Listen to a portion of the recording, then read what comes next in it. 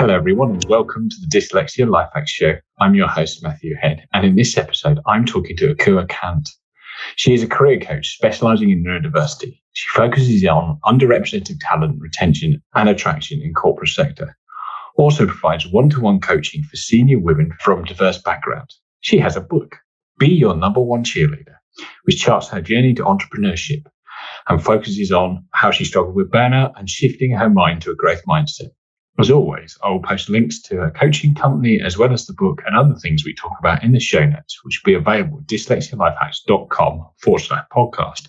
Welcome to the show, Ekua. Oh, what a lovely introduction. Thank you. Yeah, no worries at all. So I was having a skim through your profile to have a look what we could start talking about, and I come across this thing called Drink Spot. Craft drinks for office workers. And this kind of piqued my interest that there was a business model that meant you could drop craft beer off to people at work. How did that idea come out? Yes. Well, you know what? I was too early before my time. You know, if I had known that it was going to be a global health pandemic and everyone was going to be working from home and wanting to have drinks delivered to their home for team bonding, I would have started, later rather than sooner. But these things.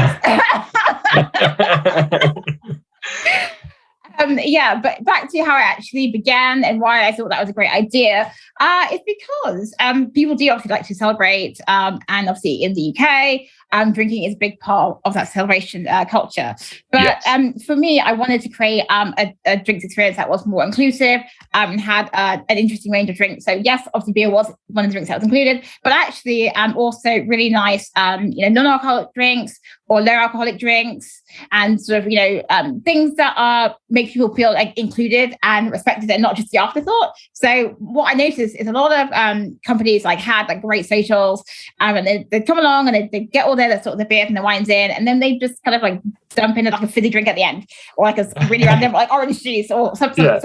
Exactly. It's a bit I feel like we can do a little bit better than that. I was like, so what is better than that? I was like, actually, there's lots of really amazing artisan craft drinks makers who are making really tasty and healthy and nice drinks that people don't know about. What if I was to be their middleman, or be that person that would advertise their drinks for them, so they didn't have to actually do that work? I would be the face. As long as they give me an amazing wholesale price, then I would do it. Of course, yeah. then I would do the advertising for them. Jobs I like the market niche. When I first read it, I was like, I'll go to work, but you're totally right. I've been to work socials that start at 3:00 in the afternoon, and there is the choice of beer and alcohol-free beer, and as you say, the token Coke and some bottles of water and a couple of other sparkly things that aren't alcohol to keep going. But they kind of let you to the end of the day. So nice idea. And of course, being London-based, I imagine that's super popular as well for a piece. Absolutely. Because that London obviously was quite thriving and still is. Well, obviously people have decided about working from home and in offices, and there's slightly less office real estate than there was, but that people are still going into offices. I think they'll always remain a staple of office life, but to varying degrees, I would say. But I think that essentially, drinks in offices is something that's here to stay. I think so. And having never worked in London, but knowing some friends that do, I think it's a little bit of a culture thing for an after work drink and stuff in a London office. So yeah, I like this quite a creative idea. And I thought it amused me, the logo as well. I thought that was quite cool. A bit of sort of, dynamic thinking, in which may be born out of your dyslexic thinking, was where I was thinking that idea probably got popped out to your head at some point. Well, now you talk about that, actually. The actual idea behind that logo was the fact is that I was on a quest to find a drinks serving robot. And yes, Matt, there is such a thing as a drink serving robot. And I found the company that does provide you with that. They are called Robots of London. And they have amazing, wide range of different sort of robotics and all kinds of small, large robotic arms to like full-size robots to mini robots.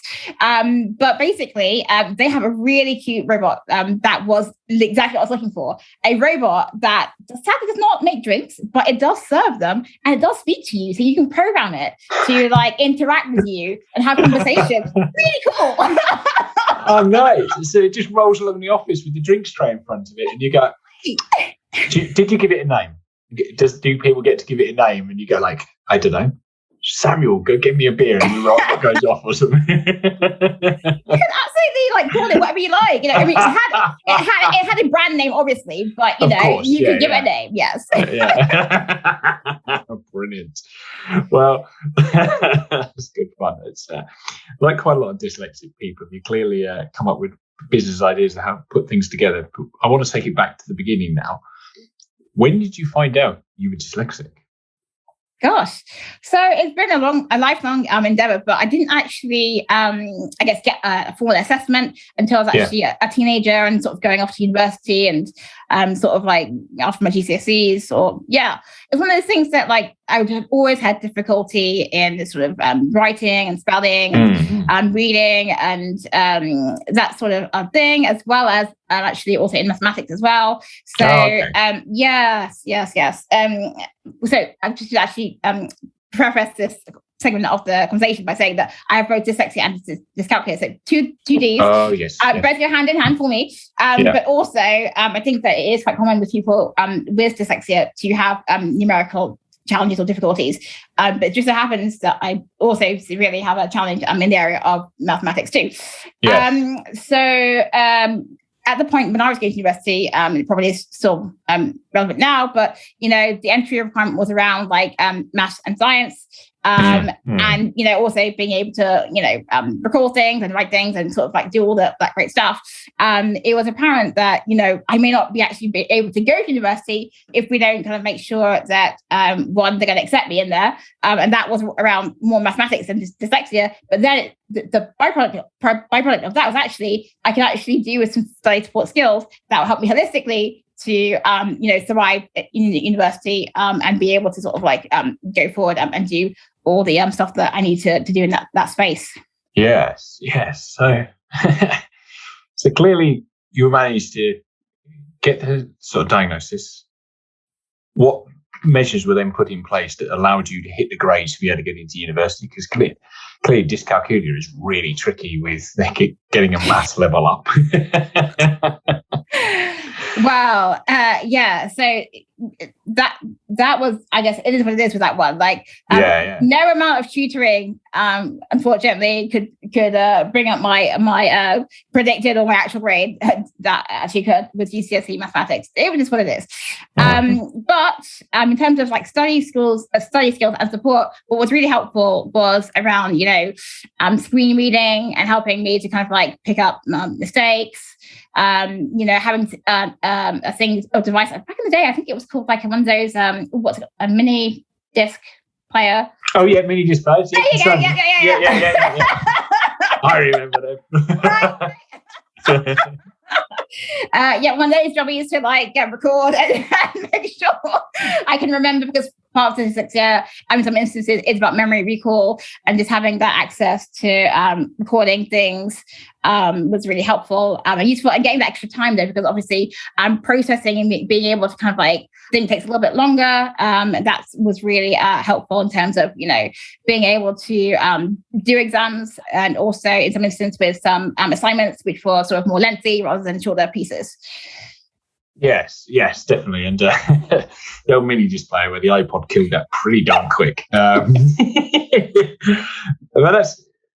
So were you trying to do anything before? Were you just not sure what was going on? And then you just like, right, we need to get into university. And then all of this sort of stuff comes on and it's like a light bulb goes on. And you just studied a degree in politics. So I imagine that takes a lot of listening and reading things through to kind of work out what's going on. Did you find it all really helped with your university and took the pressure off compared to your school days when you didn't know you were dyslexic?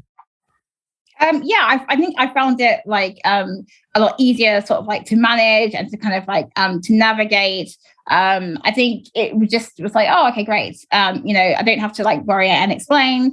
They're sort of like queued up and like ready to like, happily like provide that kind of support, which was like really good and really helpful in both the dyslexia and dyscalculia space.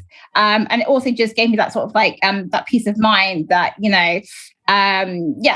it is something that I can manage. I don't need to sort of worry about that. And the thing that I would like to also mention is like dyslexia and anything else is a spectrum. So, my dyslexia isn't necessarily the most severe, but it is still, nonetheless there. And what was actually really helpful was because I chose an essay-based subject, and I do like to write. And ironically, one of the things that you'll find out about me is that I like long words. I love interesting words. But okay. I am very grammar is not a strong point. So right. Okay. What was interesting was they're like, most of my, I guess, dyslexia could be disguised. Not that I was trying to disguise it, but it almost looked like typos. But what sort of like, I guess, with the red flags, some of the other people who are like, her writing seems a little bit, I was always very long-winded, and I never used to know how to use, still to this day, how to use punctuation properly. So the commas, the semicolons, all the rest of it. I'm happily there writing for my life, and they're like, this sentence is like a paragraph. Stop it. So that's really interesting. You enjoyed the long words. So how are you grappling with the spelling of the long words and things like that? Did you just enjoy them and you used them in language and then you simplify them down to a page? Because that's something what I'm guilty of. I use a long word in normal conversation and use its really basic derivative in a thing. But how did you find that for yourself?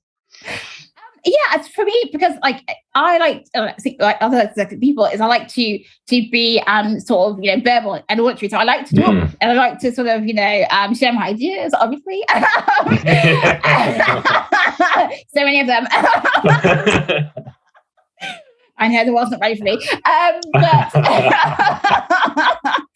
I know one of the great things about that is like, as much as I like long words, I'm not always necessarily fond of using them like in writing like prose, but I do still like to use the ones that I think most express what I want to say. But I think for me, the great thing is the spell check is so good because it just helps you to recognize that I'm like, I know this word. And then I write it down, I'm like, that is not working for spell check. It does not agree with me. It does not recognize the word. I'm like, how did I not recognize that? Like, I definitely wrote it right. And they're like, no, okay. Yeah. I've had many a falling out spell check. Like, no, I'm close enough. You can get it now. And it's like, no. I'm so far off it when I've worked out what the actual spelling is that it had no chance. Did you ever use speech-to-text programs as well, or were you mostly sort of typing by hand? Yes, I was mostly, I guess, typing by hand. And I guess what I learned to do is like my own shorthand. Okay. So yeah, I know this is a good thing though. Like obviously, like back in the day, like shorthand was a real thing. But you can actually obviously create your own shorthand because no one has to read it apart from you. But the key thing here is to be able to read your own shorthand. Because sometimes you forget with some of these short-term memory issues. Yeah. It's like I've just written it all wrong, but I understand it, and then me tomorrow doesn't understand what I wrote the day before. Exactly. Yes. I've done that lots of times. I'll work this out later. No, I won't. So did you have like your own running dictionary of because actual shorthand is its own almost miniature language, isn't it? The PAs and people are do it to an art form.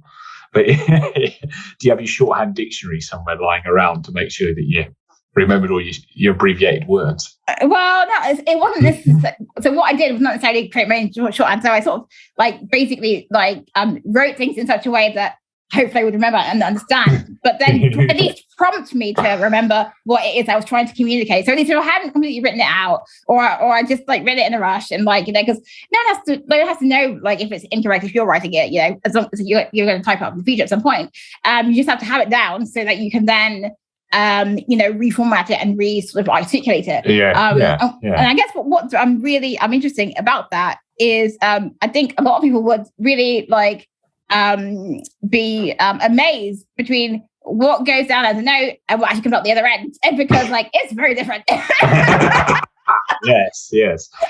Yes, I can imagine. Yeah, it's well, note taking is a different thing, isn't it? Really, but yeah, there's a lot of processing that goes on post the note taking process before it comes back out to something coherent. And I imagine when you were doing dissertations and stuff, and having supervisors and other people read through it to help with all of that as well. Yes, I mean, definitely. I think for them, it's more like trying to like, okay, they like try to punctuate this so we can breathe and so we don't get like brain ache. Yes. You're not a fan of a full stop. I try, but I love a good long sentence. Not a lie. Yeah. Well, it's that point in life when you suddenly found out there's a semicolon and you just use it far too much because it looks kind of like what you should be doing. Exactly. Cool. And then you graduated with your degree in politics and moved into project management and civil service. I noticed you work at a Whitehall, so quite a governmental job. Now, having only ever done an assessment centre to work in the civil service, there is a fair bit of reading and paperwork involved. Did you find you had to relearn some of your dyslexic coping strategies or strategies you use to go into the world of work, particularly that area with the civil service? Well, I think what I would say about that is, I didn't go into the sort of like fast stream because that's where you have to do the assessment centre. I definitely felt that, which is cool. But I did enter the normal mainstream civil service, and which that was fine. And I think that for me, like really like utilising technology and becoming that person that was hot for technology to help me to like create the systems and processes that would allow me to like do all the things that I need to be doing was really super helpful. I think that helped me to kind of like stay on top of things and to kind of be organised and for people not to really notice actually unless I actually told them. Oh wow. Well, that was cool. So by that point, you such a well-oiled machine with it that people didn't notice.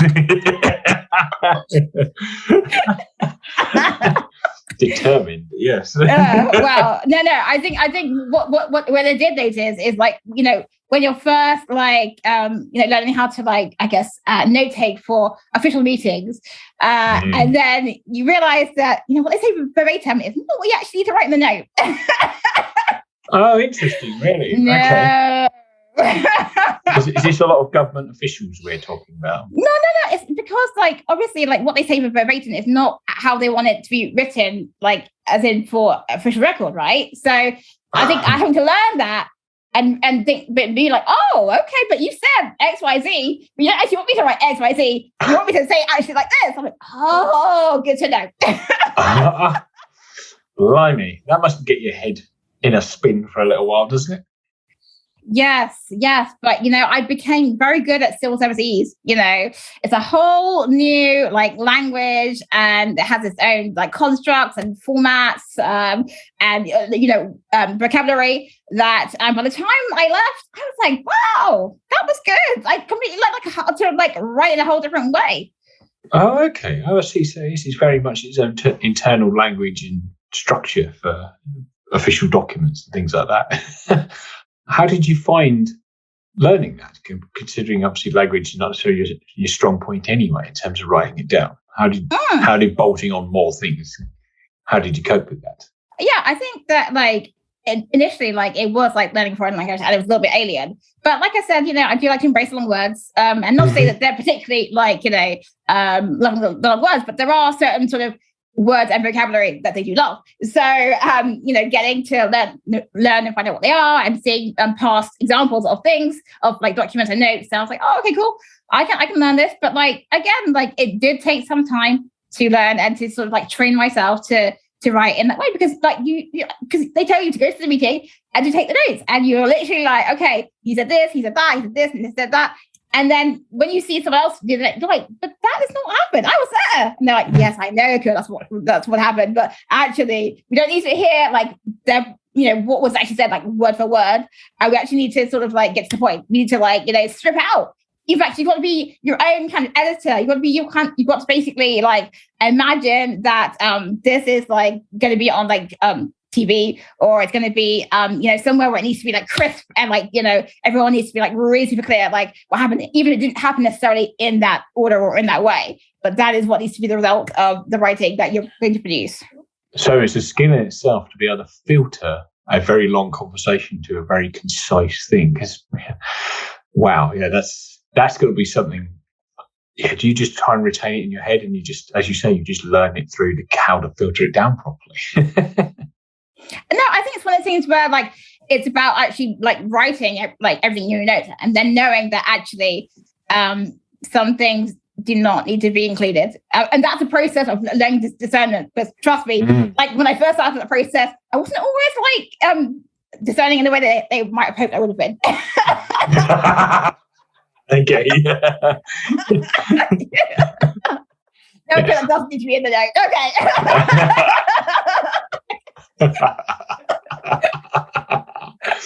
Lots of editing. In my mind, you had to edit all the colourful language out as well. Brilliant. You had quite a lengthy career with the civil service, but what led you to take a bit of a left turn, starting your own companies post that? Yeah, so I mean, whilst I was in the civil service, I was always sort of like dabbling in entrepreneurship and like going to meetups and sort of like taking an interest. But, I guess for the longest time, I wasn't prepared to sort of like, go all in, commit to full-time entrepreneurship. It seemed kind of like scary and kind of like, why do you do that? But actually, I really did like the whole like energy and the scene and the kind of like the creative people that I was meeting, and the kind of like, being in a place where people were like experimenting, trying different ideas, and wanting to do, kind of niche things, or like not necessarily mainstream things. So I was like, that was pretty appealing. But I think in the beginning, I didn't think that it would be potentially sustainable. And then I realized that actually I just need to, test it, try it. And then, I guess I decided to, before I quit my civil service job, I was doing project management contracting and sort of like doing that for a bit, and thought, because they were a bit funny, and then give it a go and see what that's like. And then, no harm, no foul. Nice. Yes, I suppose having the contractor project manager role gives you something to roll back into if you need to take 6 months and save some more pennies up. Okay. And you sort of have done various businesses, and then sort of shifted into more career coaching things. So what come first, the career coaching or the book? I was trying to work that out earlier on.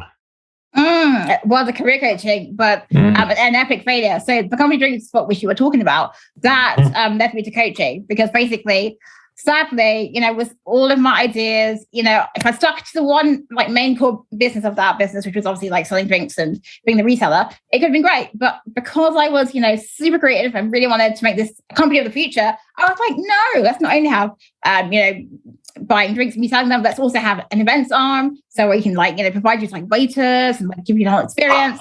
Right. And then I was like, we've got to have the drink selling robot, you've got to like hire them out, and all this stuff. So it became like a little bit unmanageable, and too many arms, not enough focus on one particular core business, which was sad.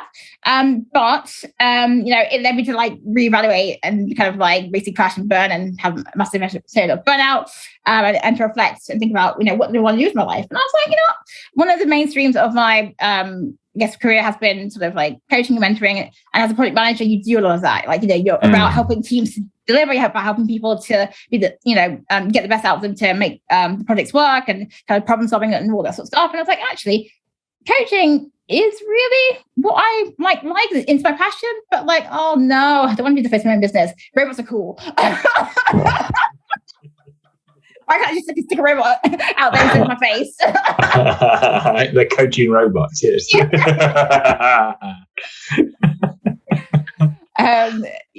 it was just basically trying to get over that imposter syndrome and kind of like, can this really work? And I was like, what, let me test this out for a year and then see how we go. And then, well, I guess the rest is history.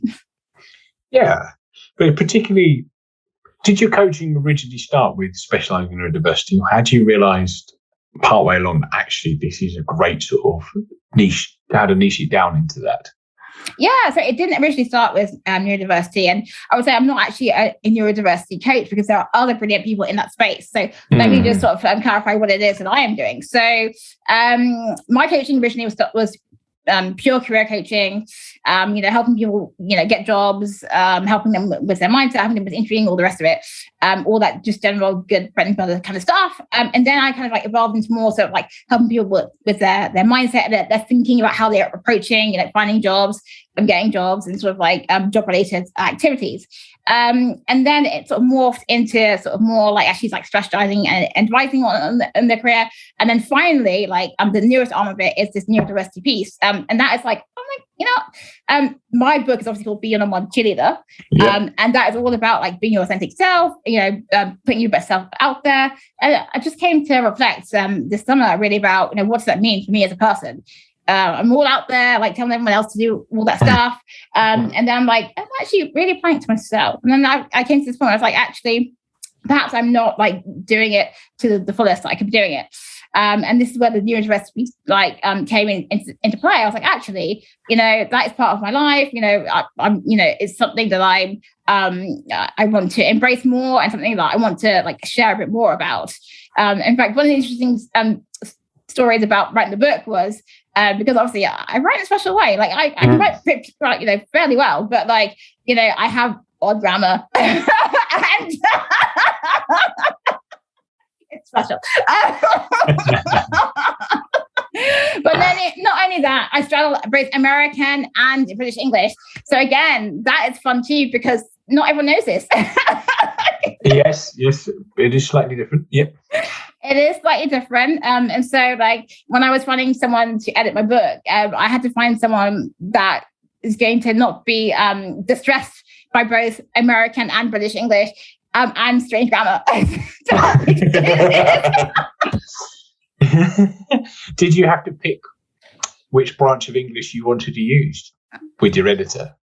Well, I was like, I am going to be that person that's going to blend, and you're just going to have to like work with me on it. And what's funny about that is like, because obviously like some parts I've used like, Americanisms, and other parts I've used Britishisms. When it came to some of the idioms, she was like, that is not an American idiom. I'm like, I know, but I'm using a British idiom here. And she's like, I don't get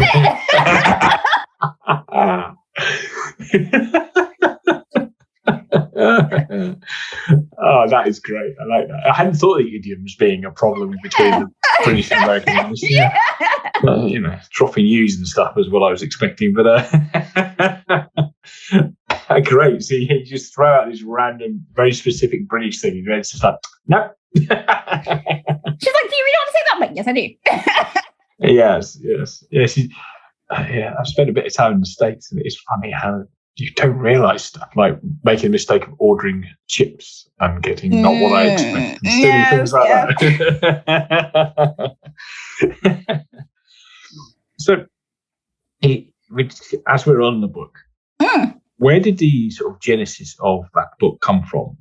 Because you do like writing, but very long sentences. But you thought, I'm going to grapple a book here, and it's going to be about self-belief. Did you have a bit of negative self-belief linked with your dyslexia up to that point? So I would say that dyslexia, both dyslexia and dyscalculia have been interesting. But I think for me, dyslexia, because my dyslexia isn't as severe, it's quite moderate and sort of like, sort of fairly easy to manage. Yeah. Dyscalculia has been sort of like the real like battle, the real sort of like forefront of, sort of trying to keep everything together. So that is something that sort of has been more of a challenge to sort of like manage and deal with. Whereas dyslexia has been one of those things where people like don't actually believe I have dyslexia, because I'm like, I know how to hold a pen. I can write, but it's those people who are really interested in grammar who know straight away. The grammaristas, yes. Yeah, they know, and the people that are like, because obviously I would make some typos, but typos can just like typos, but Like there's a regular amount of typos, and then there's dyslexic typos, and there are people who know between the difference between a dyslexic typo and a normal typo, and that's quite the skill, I have to say.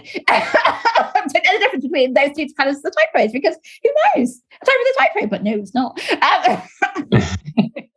Or a missing letter, or I'm like, I definitely wrote all the letters in there, and then you click the post thing, and you're like, oh no, I did not. Yeah, the infamous red squiggly line comes in. Yes. But what gave you the idea to write a book about?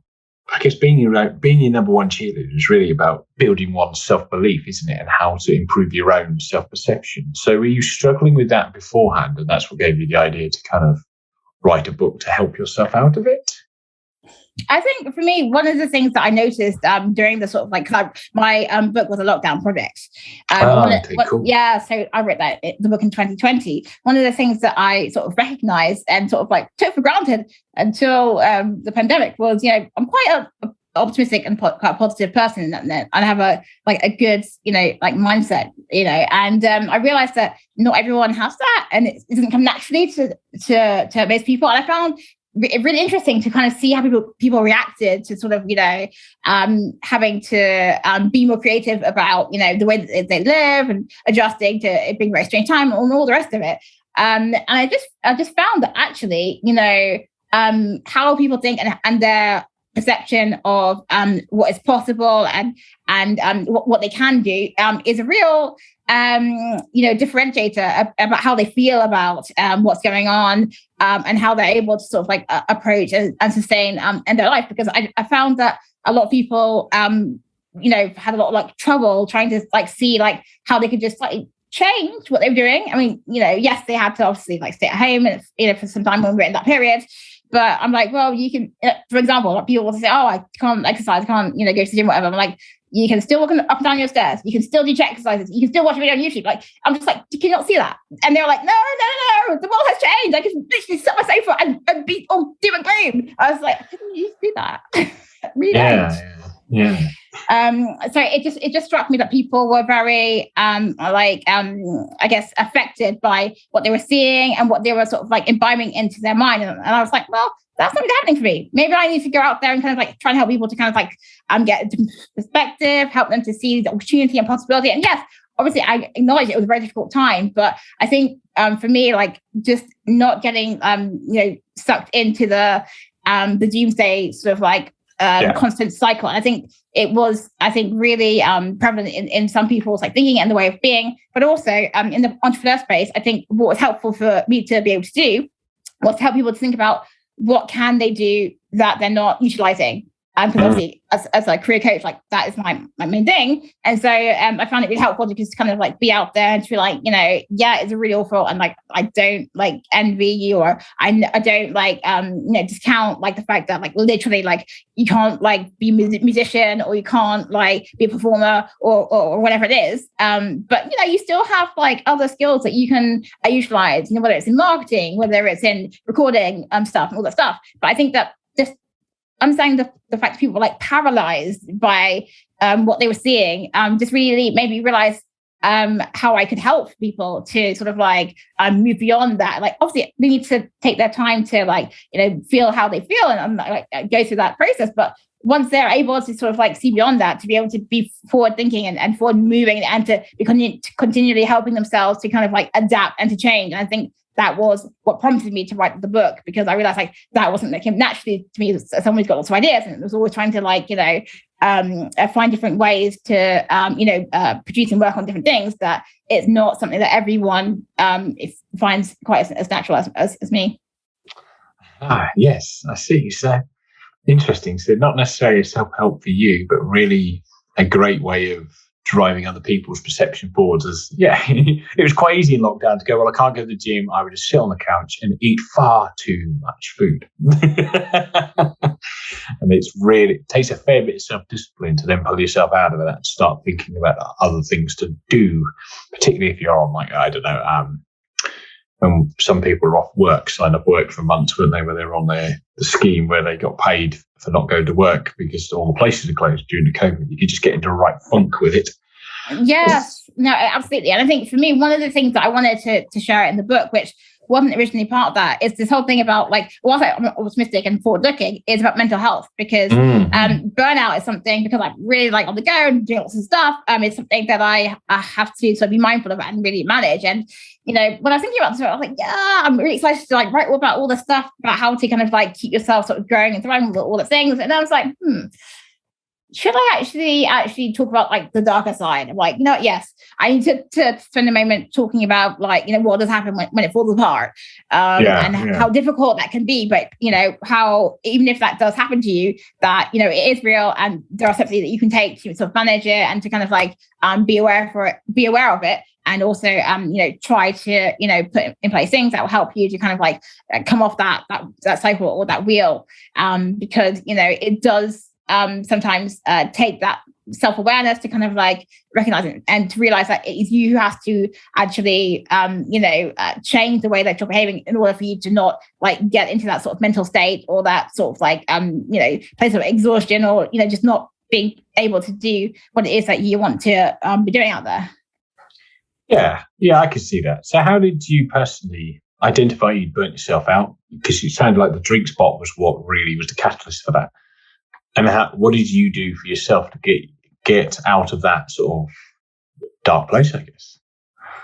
It was, you know, I spent a lot of time lamenting, you know, it was like something that was really dear to me, because how I started that business was like it was a business that me and my husband were like was part of, and like, you know, it started off in a really joyous and happy way, and then for it to sort of like fail and come apart, and for everything to kind of like, you know, crash and burn, it was quite a upsetting and intense time.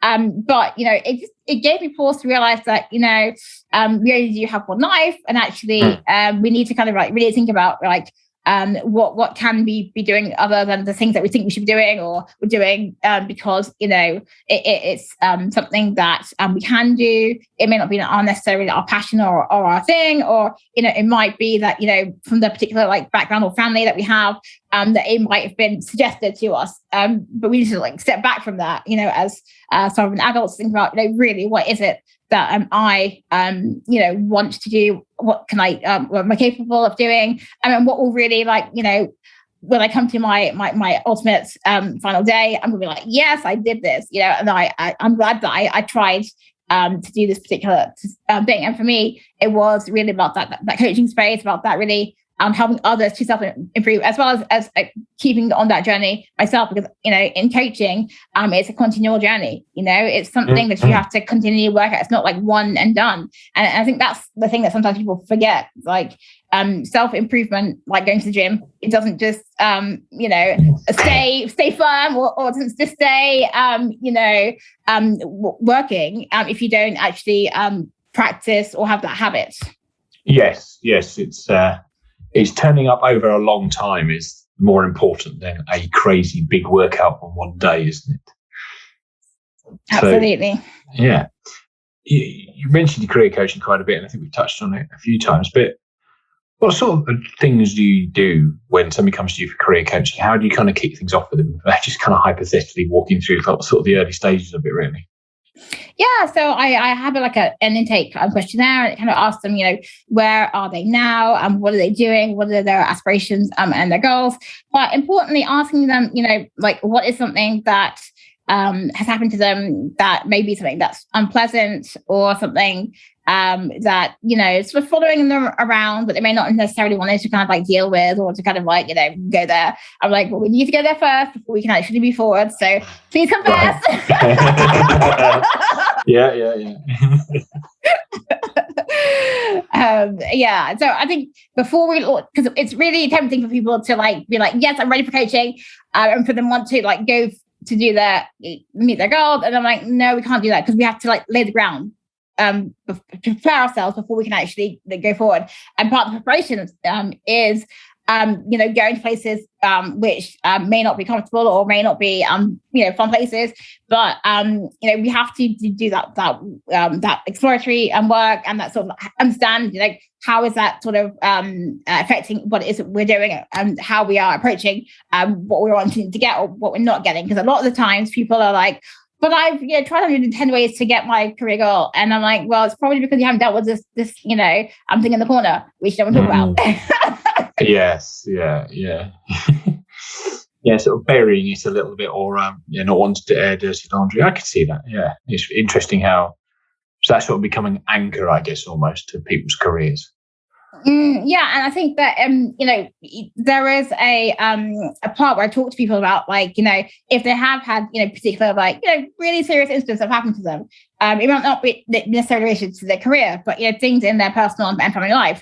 Those things will also affect how they are going forward in their career. And sometimes it may be that they don't actually need coaching, career coaching at this moment in time. It might be that they need to actually have therapy, or they might need to really work and deal with, like, a specific trauma or incident or something that is deeply sort of like anchored into, like, how they are and who they're being and where they want to go to before they can actually undertake the coaching journey. Because I'm very clear that I am not a therapist. I am a coach, and there's a very different line between a coach and a therapist. And whilst we do talk about uncomfortable issues in coaching, I by no means I know what the line is, and when I let you unpack some of their issues, I am very clear to them. This is a therapy type thing. You need to go see someone else. You can come back to me, but I'm not going to be that person that kind of like takes you on a false journey, because I know that if you have not actually dealt with these, like, more pressing and prior, like, existing issues fundamentally around something that's a core part of your being, then you will not be able to move forward in your career. Yes, yeah, definitely. And I think I do wonder how many people get to higher places because of something bad that's happened to them, and they just overcompensate to the point where they've ended up hitting the top and then have a panic. And other people where it's like an anchor and slows them right down at the other end, and they don't get to where they want because of that kind of thing. Well, I think it can be like, well, there's many variations, but I think that at some point, though, if you are masking that issue, masking is a good word to use here, because in neurodiversity terms as well, or just as a personal trauma, it will bite you in the end. Like, it will come out, and how it comes out can be quite unpleasant for you, like, in terms of either health or actually, like, what actually happens to you as a person. And so, as much as you can keep up and carry on, because you will eventually come to a point where you cannot actually carry on. So as much as the other camp is people who are sort of like going along and it's kind of slowing them down, and they haven't dealt with it, but they do deal with it rather than just put it into a corner and then it literally take them out in a serious way. I think there are various ways that it can play out, and none of them are particularly helpful if you're not prepared to sort of like confront them and do what needs to be done. I think that sweeping them under the carpet just never helps, because as I found myself with burnout and mental health issues, like, at the end of the day, like, you basically will break down, you can't control it, and it's better for you to actually not get to the point where, how I like to term it is your body takes you out. You don't want to come to that stage, and ultimately the final consequence of that would be your own demise. Nobody wants that. No, definitely do not want to be the master of your own demise, do they? Now, you've got the neurodiversity angle on it now.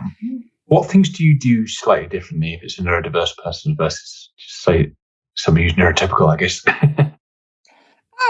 I think it's really about being, understanding, and also asking them how is it that they want to communicate, or how is it that they are seeing the world, and what's their perspective. Because one thing that I am really a fan of, and in fact was something that was shared with me recently by a large company, was like, they said basically, one neurodiverse person is one neurodiverse person. And to me, that is brilliant, because that means we are different, we're unique. We may have some, common experiences, but ultimately every experience is unique and valid. I think that's really brilliant. And again, that would tie into my approach. I am curious. I want to find out, how it is that they are experiencing, what is it they're experiencing, and how is that presenting, and like getting their sort of like feedback and their take, and then, you know, understanding from them, like, how can we best like work together, and how can we sort of like come to a place where we're both like happy with the way that we are able to sort of like communicate and sort of understand each other, because sometimes there are a lot of different things it takes to help people to kind of like thrive and to understand them, and it's taking that time sometimes asking those questions which they may not necessarily want to talk about in the first instance, but it's about reassuring them that this is not about judgment. It's literally about trying to be able to be on the same page, so that and I think maybe some people probably come to you in neurodiversity is the anchor that they think is holding them back in a career, and I guess good coaching through that really helps as well. Yeah, I mean, absolutely. I think that one of the things that I've been discovering as I've been talking to people about university is about, disclosure, whether you should disclose or not disclose, or come out or not come out. Yes.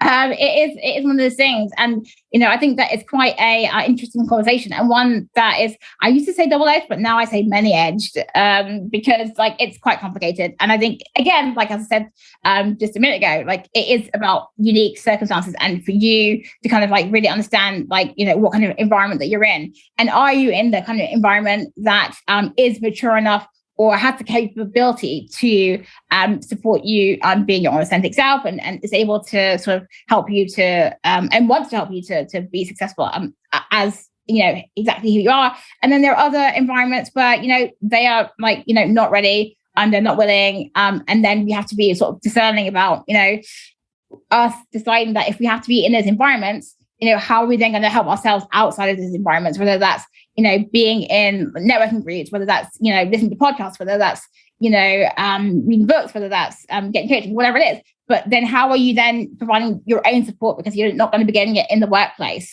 Yes. I think you're right there, isn't it? Yeah, identifying a good neurodiversity support network is quite a valid and strong tool. And you are right with whether it's an external thing like a podcast or a book or whatever, because the internal place at your company is not really helping. But yeah, a very good point there, using external resources if needed. Okay, well, I'm going to start winding this podcast up. And what happens at the end of every episode of this podcast is that I have 3 rapid fire questions I like to ask each guest. They are rapid fire from me, but don't need rapid fire answers from yourself. So let's dive into question number 1. What prejudice have you had about dyslexia that's been proven wrong? That dyslexic people lack intelligence and will never climb to the top. Yes, that is a very wrong thought by some people. Okay, second question is, if an alien landed and asked you what dyslexia was, how would you describe it to them? Okay. So I would say that it is more than just having difficulty with reading or spelling. It could also be about short-term memory. It could also be around, sequencing and, letters and numbers. Gosh, I would say that it has more facets than just, not being able to read or spell. I think it is a combination of some of the things that I have described. Yes. And okay, the final question of the podcast. You're seeing this is called the Dyslexia Life Hacks Show. What is your favorite dyslexia life hack? So I would say making sure that we enable the spell check everywhere, because sometimes you think that you have it enabled and then it is not. Yep, you made that mistake. Excellent. Okay, well, before we sign off, where can people find you, and is there anything else you'd like to add? Great. Yes, they can find me on LinkedIn. So that is my name. That's Ekua. That's Ekua, and the surname is Cant. Okay, excellent. I will link all that in the show notes. Well, I want to thank you very much for taking the time to come on this podcast. It's been a really fun conversation. And I want to thank everybody else for listening, and I will see everybody in the next episode. Goodbye for now.